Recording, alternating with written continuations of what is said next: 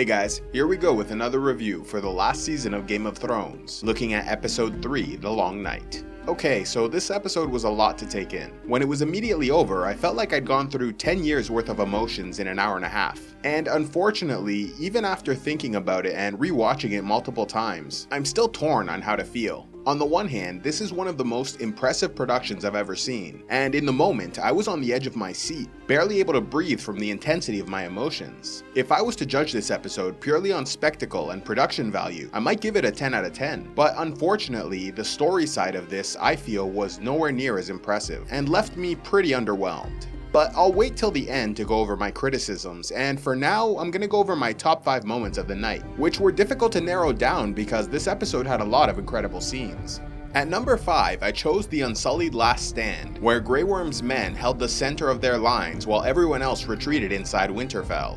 This is the Unsullied at their best, and finally shows us the true value of these warriors, because not only are they highly skilled and resistant to pain, but they're also supposed to be the most disciplined and fearless soldiers in the world. In the books, they earned this reputation in the Battle of Qohor during the Century of Blood before the Targaryen conquest of Westeros, when 3,000 Unsullied repelled a Dothraki army of 20,000.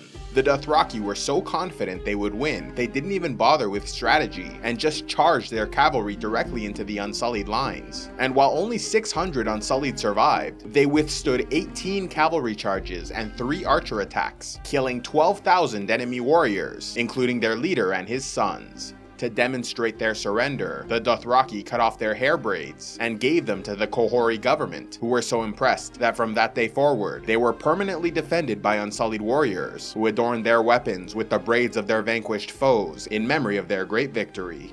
At number 4, I chose a moment which actually didn't have too much significance in the overall scheme of things, but really struck me and I think will be one of the things I most remember from this episode, and that was Jon Snow at the very end when he was trapped by Viserion and gave up any pretense of surviving the battle or defeating the Night King, but refused to die cowering in fear, and so simply stood up and screamed in the face of the undead dragon. To me, this was an immensely powerful scene that reminded me a lot of a brief moment in the opening minutes of the Battle of the Bastards, when at one point there was so much death and chaos around him that Jon just stopped fighting, and with a look of disgust on his face just stood still, not even bothering to look around him. Though in that case, Jon quickly snapped out of it. Here, facing Viserion, there was nothing else to do but meet death with courage. At number 3, I've chosen the heartbreaking death of Theon Greyjoy in the Godswood. After seeing this character suffer so terribly for his mistakes, this was a death worthy of him, facing down the Night King in the battle to save humanity. As the last of the Ironborn left protecting Bran, they became surrounded by Whites and White Walkers as the Night King made his entrance. Theon seemed pretty freaked out, which is completely understandable, but then, as I understood it, Bran gave him some final words of encouragement to ensure he would attack the Night King, and buy Arya just a few more seconds to position herself properly. Although it was sad to see him die, Theon had been in so many horrible situations in his life, he might have died in any number of miserable ways, and so dying for his adoptive family after winning back their respect and playing a role in saving humanity is just about the best sad ending this character could have possibly hoped for. In the number 2 spot, there was the dragon battle in the skies above Winterfell, a scene so many of us have been waiting for, and personally it didn't disappoint. Seeing Viserion and Rhaegal tearing into each other was absolutely amazing, especially after reading about all the dragon battles in Westerosi history, especially during the Dance of the Dragon Civil War, the conflict which killed so many of them, it led to the extinction of their species until Daenerys raised her dragons nearly 200 years later. I also loved some of those long shots of the dragons flying above the clouds. A lot of this episode was really beautiful, but these scenes especially felt impressive to me. And finally, for me, the best scene of the episode was at the very beginning with the massacre of the Dothraki Vanguard. I think this was an excellent way to start off the battle, and really gave me a powerful sense of dread as I saw those lights flickering out. For such a significant loss to come minutes after Melisandre lit up their swords and gave everyone hope, they really did a good job of setting up the undead army as an unstoppable killing force. Although I saw some people online criticize the Dothraki for being used in this way, I actually don't quite agree. In theory, I think this was one of the better ways to use them, as Dothraki are most effective on horseback and in an open field. Aside from that, I don't think their plan was for them to simply charge in and fight to the last man. It seemed like they were doing a cavalry charge to test the enemy lines. That way they can see their numbers and how they're positioned, as well as do some quick damage before riding back to the main army, where they can either make another charge or change the plan based on what they learned. But unfortunately, no one was expecting the White Army to be so effective they wiped out the entire vanguard in the first charge. There's also an argument to be made that the dragons should have been used to scout the enemy and do some preliminary damage. And that's a fair criticism, I think. Though apparently Jon's plan was to have the dragons wait near Bran and not join in the early stages of the battle. But that obviously seems like a pretty silly plan in retrospect, as the enemy turned out to be so powerful. But in any case, losing the Dothraki so early on, I think was a really terrifying way to start what might have been one of the most impressive battles in all of television and even movie history. Now, for the best kill of the night, the honor goes to little Lyanna Giantslayer for her badass takedown of an undead giant. I was really hoping that she would somehow find a way to survive the battle, but if she was gonna die, this was just about the only way I would have accepted it, somehow managing to take out the biggest, baddest enemy she could find. Although this episode didn't have much dialogue, for me the best line of the night goes to Melisandre when she quoted Syrio Forel by asking Arya, "What do we say to the god of death?" To which she replied, "Not today."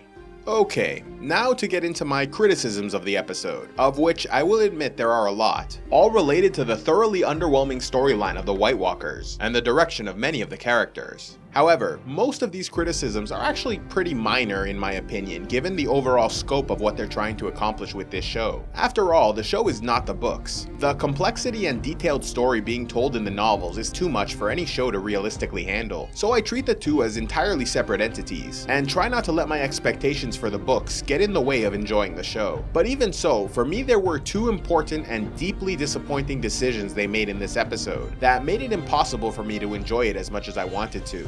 The first is the moment that broke the fanbase in two, and that was Arya killing the Night King. However, my problem with this scene is much more basic than what I've seen other people saying, as I actually have no problem with Arya being the one to kill him. Although I of course was dying to see Jon Snow fight the Night King in a final duel, I get that a scene like that might be too obvious of an ending. And either way, Jon has already proven himself to be the last hero / prince who was promised / Azor Ahai by leading the war effort and gathering the alliance. And that was all he was meant to do, as there was nothing in the prophecies or stories to suggest he would necessarily be the one to kill their leader. And if it wasn't going to be Jon, and it wasn't going to be a proper fight, then I think Arya is the most qualified to assassinate the enemy leader. So my problem is not that she killed him, but rather how she killed him, as she quite literally just seemed to appear out of nowhere. Having more or less pieced together what happened, it appears she was hiding in the shadows, raced past the White Walkers and Whites, leapt into the air and tried to stab the Night King. And unfortunately for me, this entire situation just doesn't make sense. Having seen the behind the scenes video they made, they set up a ramp for Arya in order to get the height she needed for her jump. But that ramp obviously doesn't exist in the context of the show, so not only did Arya somehow manage to evade all those Whites and White Walkers, but then she leapt into the air far higher than she should have been able to, with no explanation, and stabbed the Night King through a gap in his armor that should not have been there in the first place. And that brings me to another problem with this scene, and the White Walkers in general, as the Night King, it turns out, seems to be pretty dumb.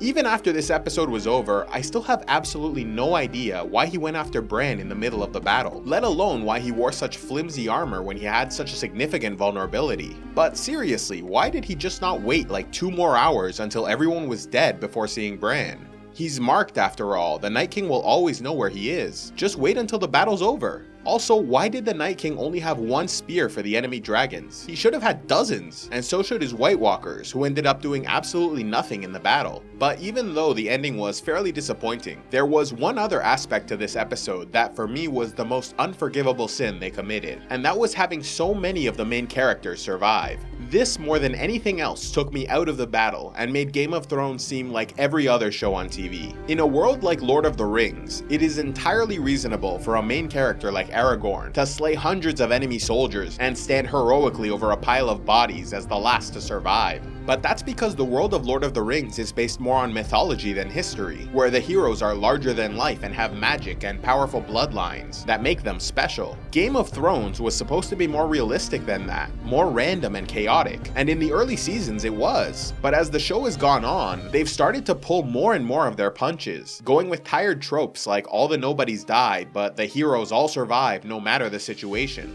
I would have been more understanding of so many characters surviving if they had all started the battle inside the castle, avoiding the early slaughter, but so many of these characters were in the very front lines during the initial undead attack, and of all of them, only Ed Tullett died in the opening fighting. This to me was the ultimate failure of the episode, and contributed to my negative view on what should have been the most significant moment in the series.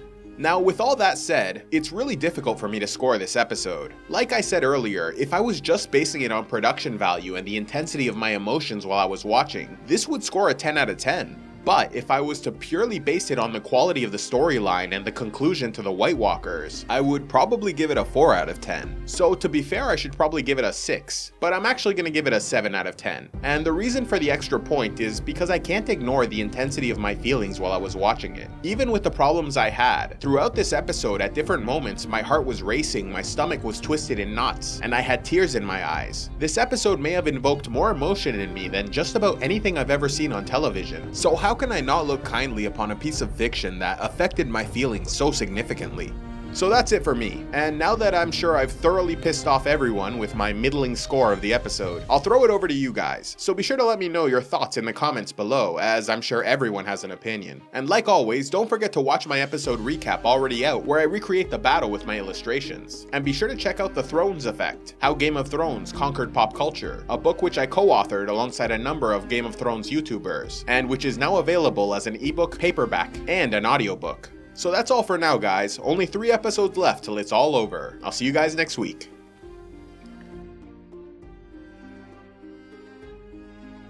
Love Game of Thrones? Then be sure to check out the new book, The Thrones Effect, written by a number of respected A Song of Ice and Fire YouTubers, including GOT Academy, Because Geek, Secrets of the Citadel, Grey Area, Ideas of Ice and Fire, History of Westeros, and Smokescreen, with Chapter 5, titled Eye of the Beholder, written by CivilizationEx, exploring the various ways the characters and story can be interpreted, as well as how the audience reacted to their decisions. If interested, click on the link in the description box below, where The Thrones Effect is available as a physical copy, ebook, and audiobook.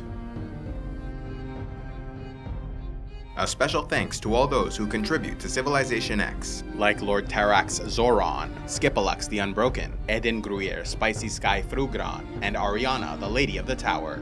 If you'd like to help CivilizationEx, click on the Patreon link, and please be sure to like, subscribe, turn on notifications, and click on the links to see more.